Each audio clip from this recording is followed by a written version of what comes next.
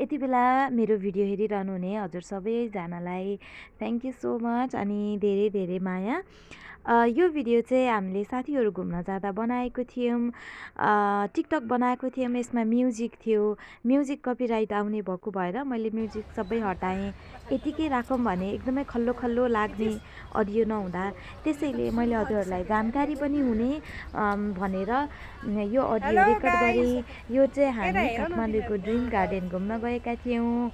2065 को ब्याच हामी साथीहरू मिलेर चाहिँ एउटा मेमोरी क्रिएट गरौँ न भनेर हामीले गेट टुगेदर राखेका थियौँ। हामी साथीहरू जति पनि यो फ्रेममा देख्नु भएको छ 2065 ब्याचको साथीहरू हौँ र यति बेला हामी क्लास 8 मा थियौँ।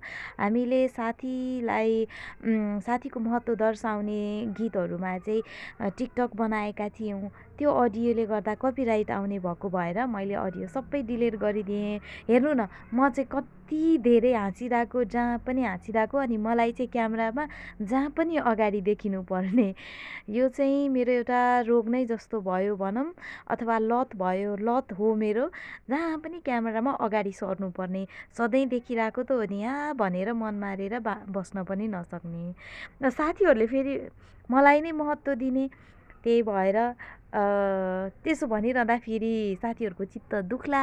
मैले साथीहरूलाई महत्त्व दिन्छु र अरू साथीहरूले मलाई महत्त्व दिनुहुन्छ।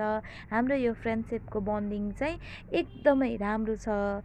यो साथीत्वमा, यो मित्रतामा कसैको आँखा नलागोस्। हाम्रो सम्बन्ध यसै गरी बाँचुन्जेल मिठास रहोस् र म मरेपछि नि मेरो साथीहरूलाई सम्झना होस् भनेर मैले चाहिँ यो भिडियो बनाएर यहाँ अपलोड गरेको छु। थ्याङ्क यू सो मच हजुरहरूले हेरिदिनु भयो। केही कमेन्ट छ, केही सल्लाह सुझाव छ भने आशीर्वाद स्वरूप, माया स्वरूप मलाई कमेन्टमा छोड्न सक्नुहुन्छ अथवा इनबक्स पनि गर्न सक्नुहुन्छ। Thank you. हजुरहरू सबैको समय शुभ रहोस्, खुसी रहनु होला। Thank you. By by.